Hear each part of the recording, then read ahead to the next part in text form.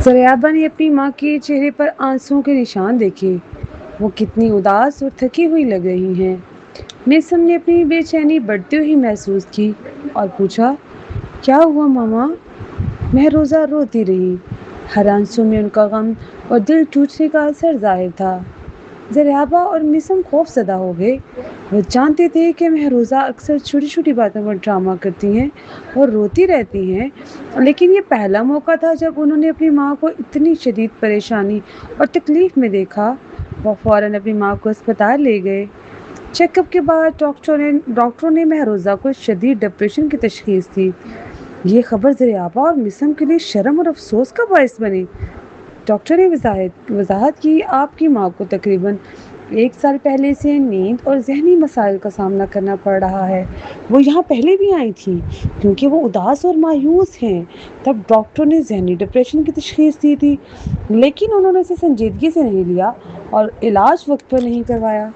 मिसम ने दिल में अफसोस महसूस किया। मुझे मालूम ही नहीं था कि मेरी माँ के साथ कुछ गलत है। डॉक्टर ने कहा, डिप्रेशन की अलामात को पहचानना अक्सर मुश्किल होता है। अक्सर लोग इसका नोटिस ही नहीं लेते। ज़रियाबा ने महरोज़ा का हाथ पकड़ा, आंखों में आंसुओं के साथ पूछा, माँ आपने हमें क्यों नहीं बताया? आपने इलाज क्यों नहीं करवाया?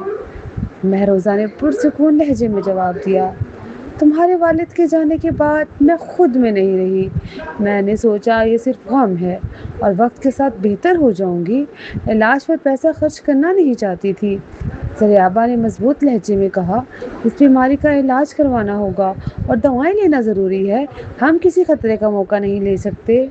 माँ, ज़रियाबा बिल्कुल ठीक कह रही है, इलाज ज़रूरी है।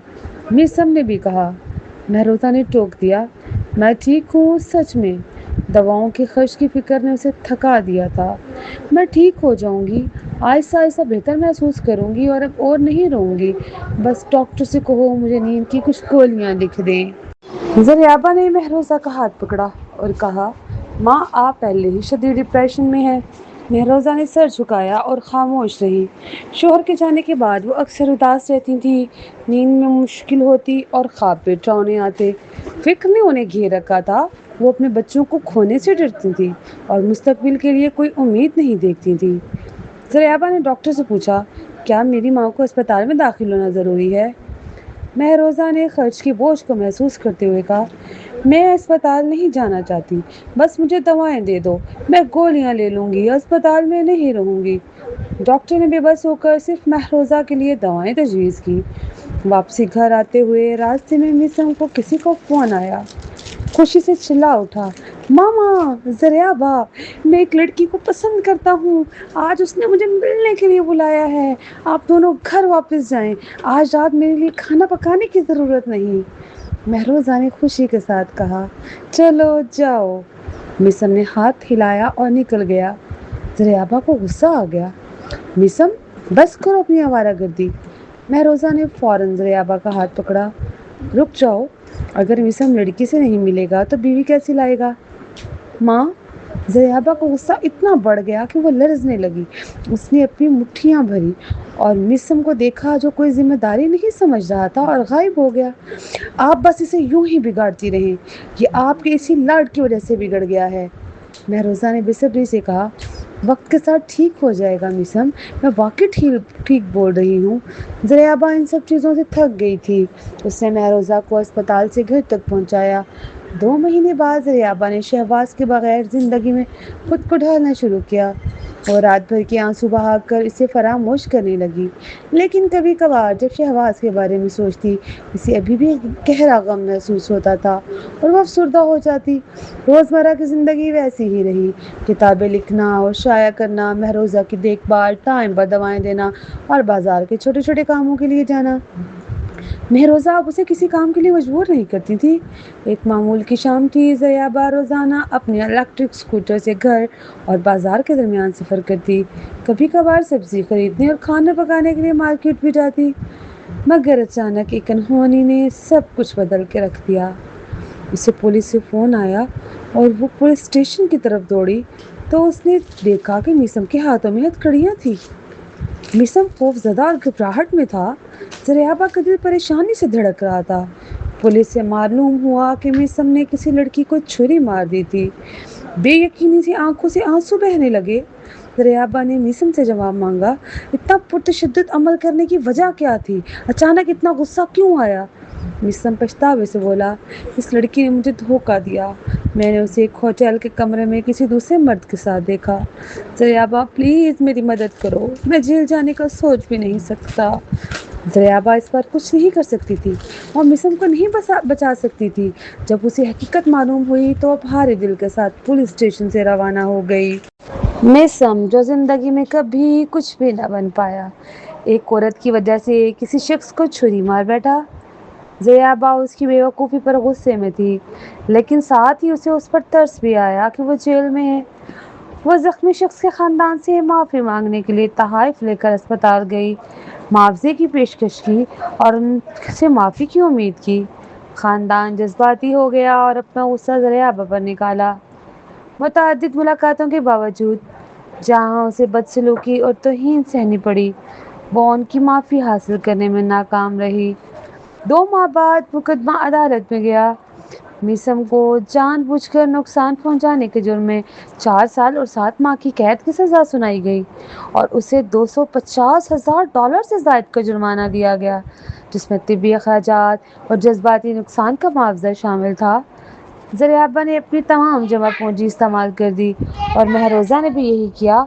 महरोज़ा ने यहाँ तक कि अपना मार्केट का स्टोर फ़रोख्त कर दिया और रिश्तेदारों से कर्ज लिया। सब ने मिलकर ज़ख्मी शख्स के लिए हर जाने रकम जमा की। इसके बाद उनका घर वीरान और सुनसान हो गया। हर तरफ उदासी छा गई। महरोज़ा की बीमारी मज़ीद बिगड़ गई और वो अपने होश गंवा बैठी। महरोज़ा की देखभाल और काम करने में मसरूफ़ ज़ियाबा खुद थक सी गई और कमज़ोर महसूस करने लगी। वक्त के साथ साथ वो शहवाज़ के बारे में सोचना भी भूल चुकी थी। महरोज़ा शदीद डिप्रेशन में मुब्तला हो गई। उसकी भूख मादूम हो गई, नींद छिन गई। वो रोज़ाना बिस्तर पर आंसू बहाते हुए नाउम्मीद रहती। वो दुनिया से कट गई और अपने शोहर और बेटे की तस्वीरों और यादों में सुकून पाती।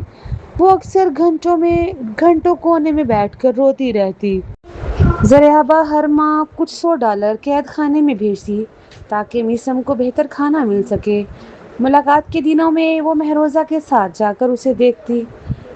मिसम का वज़न गिर चुका था और थकावट का शिकार लग रहा था। हर मुलाकात महरोज़ा को आंसू बहाने पर मजबूर करती। महरोज़ा की सेहत ख़राब होने के साथ ज़रियाबा के लिए अस्पताल के सफ़र बढ़ते गए, मगर एक रात सब कुछ अचानक ख़त्म हो गया। नींद आने की वजह से महरोज़ा अपने 7 मंजिला इमारत की छत पर गई और वहाँ से छलांग लगा दी। उस रात उसने अपनी जान ले ली। रात पुलिस और एम्बुलेंस की चीखों पुकार से गूंज रही थी, जो बढ़ती हुई हजूम की आवाज़ों में घुल गई थी। ये सब ज़रियाबा के हवास पर भारी पड़ रहा था। वो लाश के करीब खड़ी थी, अपने जिस्म से रूह निकलती महसूस कर रही थी। जब उसने अपनी माँ को सफ़ेद चादर में देखा, ज़मीन पर खून के धब्बे देखकर जिस्म में लर्ज़ा दौड़ गया। आंखों से आंसू बहने लगे, टांगें लरज़ने लगी और पूरा जिस्म कांप रहा था। बेदरपेशानी हाथ को समझने की कोशिश कर रही थी। उसका ज़हन सदमे में घूम रहा था। फिर भी ज़रियाबा ने फैसला किया कि वो खुद को टूटने नहीं देगी। उसने महरोज़ा की मौत के बाद के हालात को तहम्मुल से संभाला। मकामी रिवाज के मुताबिक उसने रिश्तेदारों और दोस्तों को जो ताज़ियत के लिए आए, खुश आमदीद कहा और महरोज़ा के जनाजे का इंतज़ाम किया। ये दूसरा जनाजा था जो उसने तरतीब दिया था। पहला जनाजा उसके वालिद के लिए 3 साल पहले था। अब उसे अपनी वालिदा के जनाजे का इंतज़ाम करना था। पुलिस ने हमदर्दी का मुजाहरा करते हुए मीसम को महरोज़ा की इज्जत के लिए 1 दिन की रुखसत दी।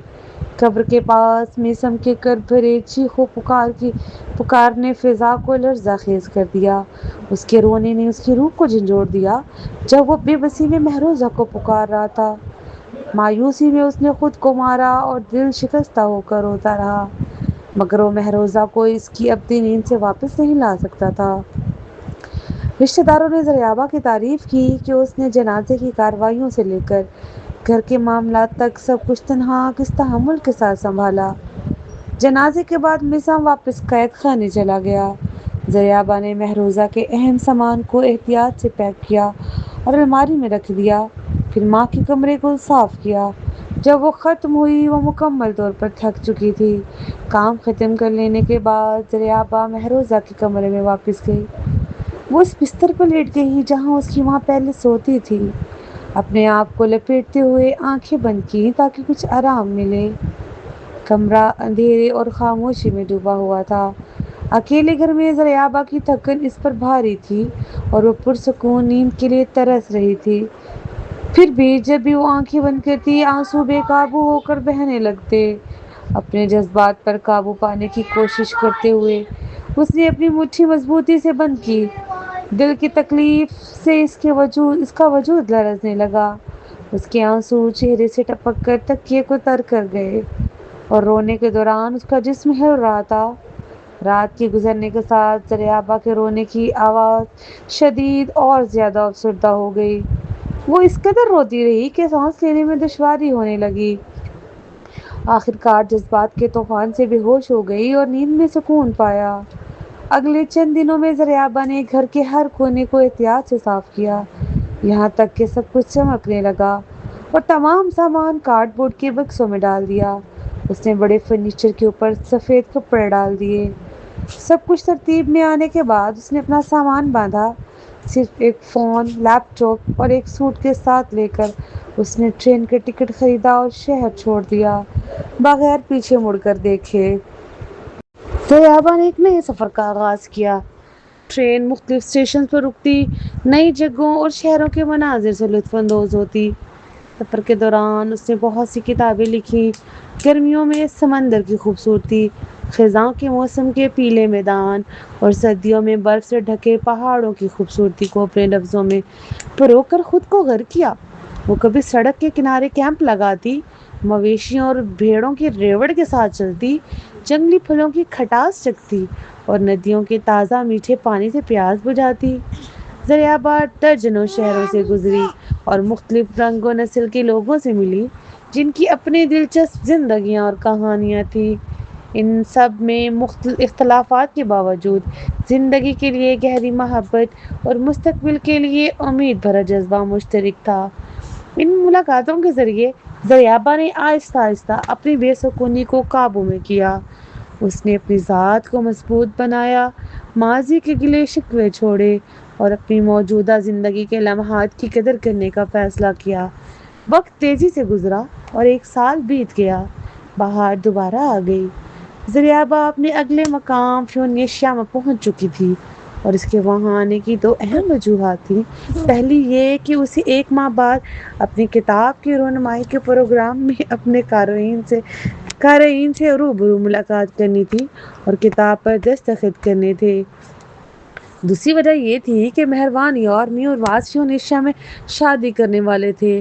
انہوں نے زریابا کو شادی میں شرکت کی دعوت دی تھی۔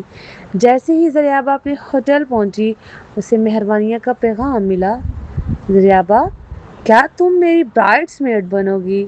زریابا نے لمحہ بھر ہچکچاہٹ محسوس کی اور پھر ٹیکسٹ کیا: مہروانیہ، مجھے لگتا ہے کہ میری قسمت اچھی نہیں۔ میں تمہاری خوشیوں پر اپنا سایہ نہیں ڈالنا چاہتی۔ میں اپنے آپ کو اس قابل نہیں سمجھتی کہ میں تمہاری برائڈ میڈ بنوں۔ تم کسی خوش قسمت لڑکی کو دیکھو نا۔ مہروانیہ نے جواب دیا: کب سے تم نے خود پر شک کرنا شروع کر دیا اور اتنی فرسودہ سوچ رکھنے لگی ہو؟ زریابا، میں بس نہیں سمجھتی کہ میں اس کردار کے لیے فٹ ہوں۔ مہروانیہ: کیا تم فیونیشیا پہنچ چکی ہو؟ تم کب فارغ ہو؟ آؤ مل کر بات کرتے ہیں۔ زریابا: کل صبح میرے لیے ٹھیک رہے گا۔ کہاں ملیں؟ مہروانیہ: فرزاد مینشن پر ملیں۔ آؤ شادی کے دن کے لیے میرا ڈریس اور گاؤن چننے میں میری مدد کرو۔ زریابا نے اپنا فون مضبوطی سے پکڑا۔ شہباز کا چہرہ دوبارہ اس کے ذہن میں آیا۔ وہ الجھن میں مبتلا تھی اور کافی دیر تک مہروانیہ کو واضح جواب نہیں دے سکی۔ مہروانیہ کا ایک اور پیغام آیا: میں کل صبح تمہیں لینے کے لیے ڈرائیور بھیج دوں گی، صرف اپنے ہوٹل کی لوکیشن بھیجو۔ کچھ لمحے سوچنے کے بعد زریابا نے آخر کار اپنی لوکیشن بھیجی۔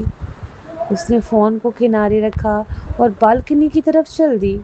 سورج کی روشنی اس پر گر رہی تھی۔ اپنا سر اٹھاتے ہوئے اس نے روشنی کی تیز شعاؤں سے اپنی آنکھیں بچائیں اور پرسکون انداز میں نیلے آسمان کی طرف دیکھا۔ فیونیشیا کے صاف آسمان نے اسے سکون کا احساس دیا۔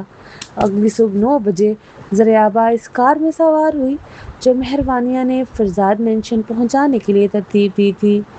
پورے سفر میں زریابا کو بے وجہ کی گھبراہٹ اور سینے میں بھاری پن محسوس ہوا۔ اس نے دل میں خاموشی سے دعا کی کہ وہ شہواز سے نہ ملے، نہ اس سے سامنا ہو، کیونکہ اسے اندیشہ تھا کہ یہ ملاقات کچھ عجیب سی صورتحال پیدا کر دے گی۔ کار فرزاد مینشن کے سامنے رکی۔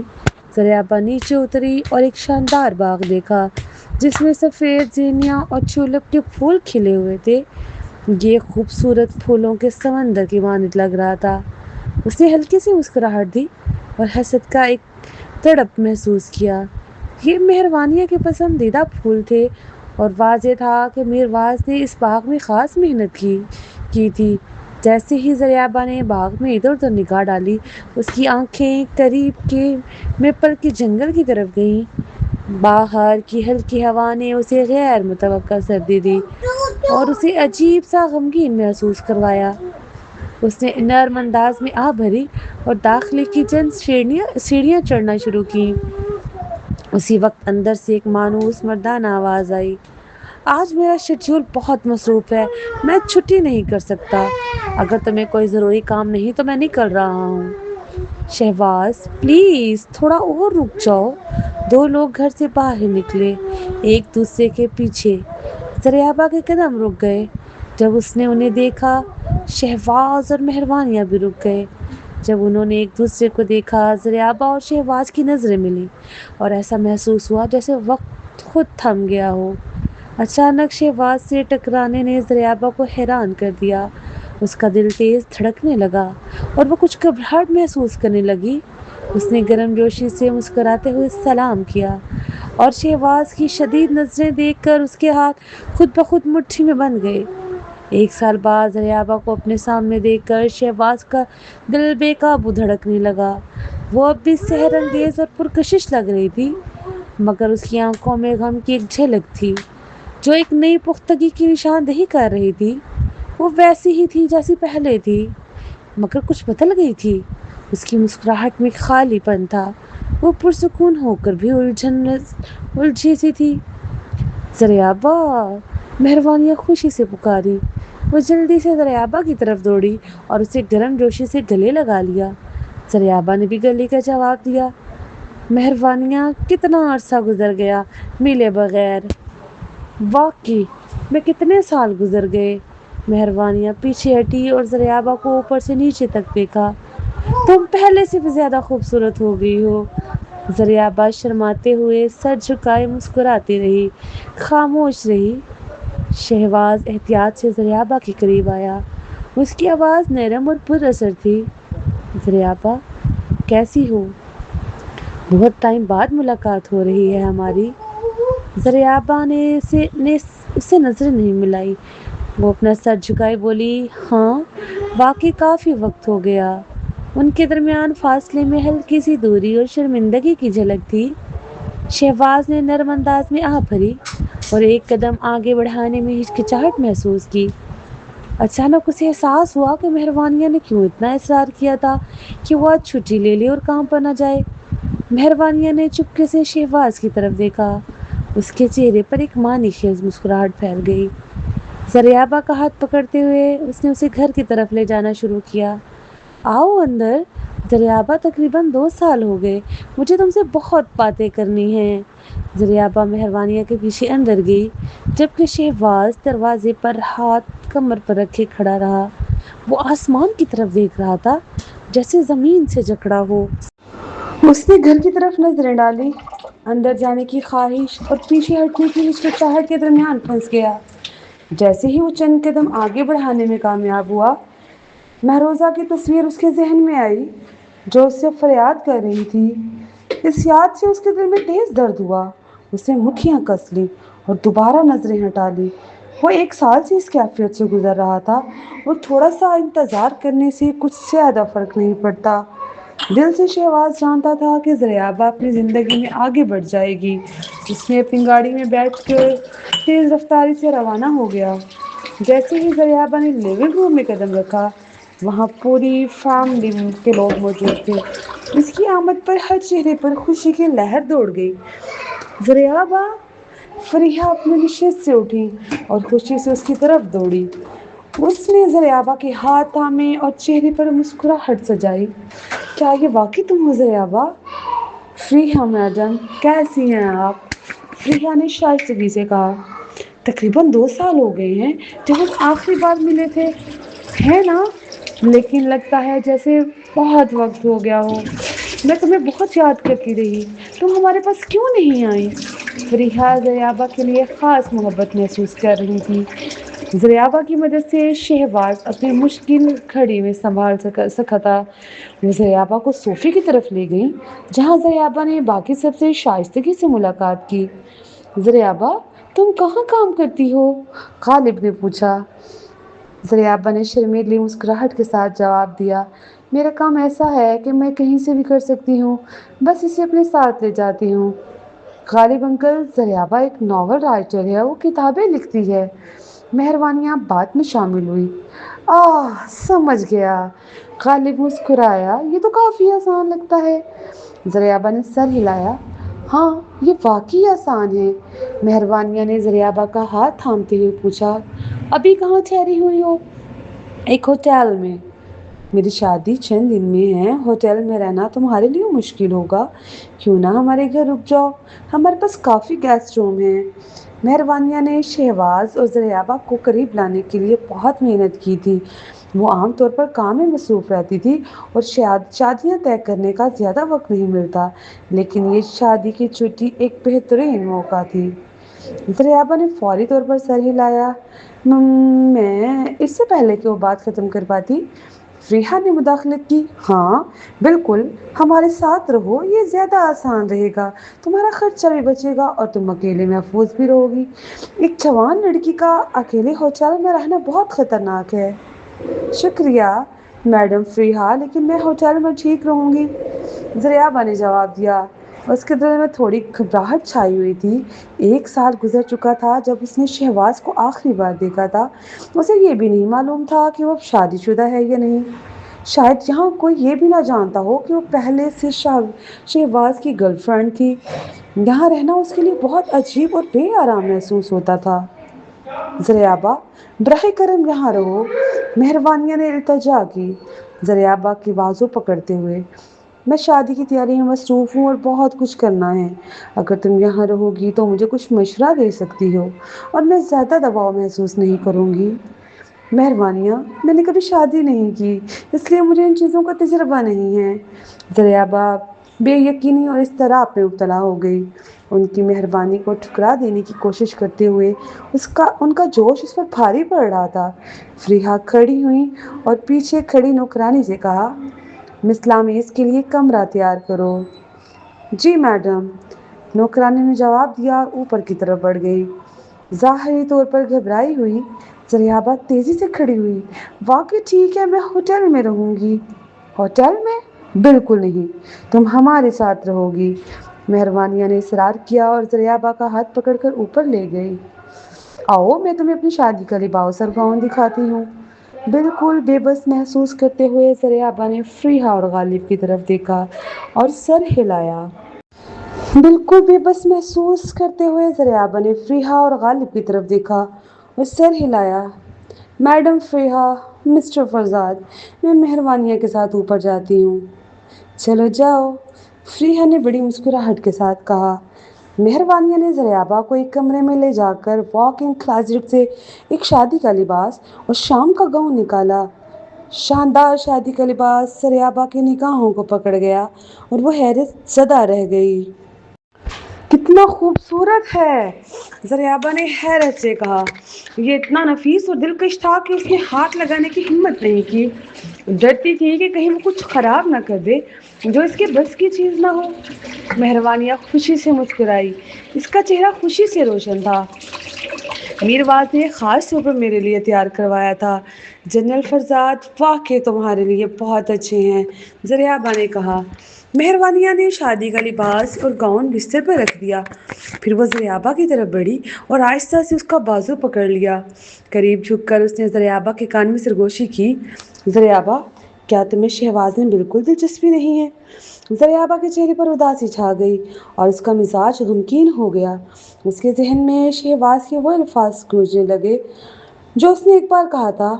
इब्तदाई जोश ख़त्म हो गया और मैं अब वैसा महसूस नहीं करता। मैं तुम्हारे साथ कमिटमेंट करने की ख्वाहिश खो चुका हूँ। मैं फनीशिया वापस जाकर किसी ज़्यादा मौजूद ख़ानदान की लड़की से शादी करूँगा। 1 साल गुजरने के बावजूद वो अल्फाज जब भी उसे याद आते उसके दिल को चीर देते। लेकिन ज़रियाबा ने कभी शहवाज को कसूरवार नहीं ठहराया। आखिरकार वो जानती थी कि वो उसके लिए मौजूद जोड़ी नहीं थी।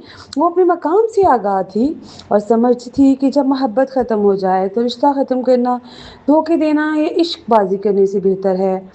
मेहरबानिया ने आहिस्ता से ज़रियाबा को झंझोड़ा, जो सोच में गुम थी। तुम किस बारे में सोच रही हो? ज़रियाबा हकीकत में वापस आई और एक ज़बरदस्त मुस्कुराहट के साथ जवाब दिया, कुछ नहीं। तुम्हारा बेटा कहाँ है? मेहरबान क्लास में है। ज़रियाबा हैरान हो गई। क्या? वो भी छोटा है और पहले ही क्लास में?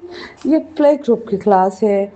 ज़रियाबा दौलतमंद लोगों की ज़िंदगी के इतने मुख्तलिफ अंदाज देखकर हैरान रह गई। वो इतनी कम उम्र से तालीम पर इतना ज़ोर देते थे। महिला ने ज़रियाबा को वो मुख्तलिफ ज्वेलरी सेट दिखाए जो मीरवाज ने ख़ास तौर पर उसके लिए मंगवाए थे। जैसे जैसे शादी करीब आ रही थी, मेहरबानिया की खुशी ज़रियाबा तक भी मुंतकिल हो गई। ज़रियाबा उनके जोश में शरीक हुए बगैर नहीं रह सकती। उन्होंने एक दूसरे की ज़िंदगी के हालात पर बात की। बाद में मेहरबानिया ने ज़रियाबा से होटल का कमरा की मांगी और फ़ौरन एक ड्राइवर का इंतज़ाम किया ताकि उसका सामान फरजाद मेंशन पहुंचाया जा सके। वो इसरार करती रही कि ज़रियाबा फरजाद मेंशन में ही रहे। ज़रियाबा मेहरबानिया की बेपनाह मेहरबानी में मगन हो गई और रज़ाकाराना तौर पर इस पेशकश को कबूल कर लिया। उसने सोचा कि चूंकि शहबाज मैपल बैंगलोर में रहता है और शाजो नज़र ही मेन हाउस आता है, इनके रास्ते ज़्यादातर नहीं मिलेंगे, ख़ास तौर पर उसके मसरूफ़ शेड्यूल को देखते हुए। ये ख्याल ज़रियाबा के दिल को सुकून पहुंचा गया। शाम के वक्त फरजाद ख़ानदान ने डाइनिंग रूम में रात के खाने के लिए इकट्ठा होना शुरू किया। सिवाय शहबाज के, मीरवाज अपने मसरूफ़ शेड्यूल के बावजूद घर पहुंचा और मेहरबानिया और बाकी ख़ानदान के साथ खाने में शामिल हुआ। ज़रियाबा ये महसूस नहीं कर सकी कि शहबाज शायद जानबूझकर इससे बच रहा था।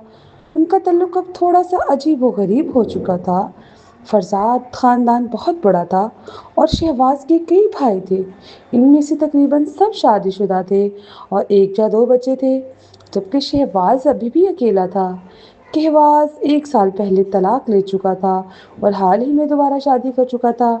इस बार उसकी शादी रोहामा ज़रगान से हुई थी, जो पहले ही हामला थी। इस बड़े ख़ानदान के हंगामा खेज घर में माहौल वाकई खुशगवार था। ज़रियाबा ने काफ़ी अरसे से ख़ानदान की गर्मी और घर के पकवान से लुत्फ़अंदोज़ होने का मौका नहीं पाया था। ख़ानदान का हर फर्द उसके साथ मेहरबानी और मोहब्बत से पेश आता था। बच्चे ख़ास तौर पर उसे पसंद करते थे और मोहब्बत से इसे महरू कहकर पुकारते थे। वो इसके साथ खेलने में बहुत दिलचस्पी रखते थे। खाने के बाद फरजाद ख़ानदान बैठक में जमा हुए और फल खाते हुए बातचीत करने लगे। मेहरबानियाँ मीरवाज के साथ पीछे झुकी हुई थी, जिसने एक बाजू से उसे करीब पकड़े रखा और अपने फ़ोन पर काम के दस्तावेज़ात देख रहा था। वो आहिस्ता आहिस्ता बातें कर रहे थे, काम की इस्तिलाहात में गहराई के साथ। फरवाज और परवाज हालिया कारोबारी सौदों पर बात कर रहे थे, जबकि वनीज़ा और शमीला रोहामा के साथ हमल और विलादत के तजर्बात पर गुफ्तगू कर रही थी। कहवाज करीब बैठा गौर से सुनता रहा।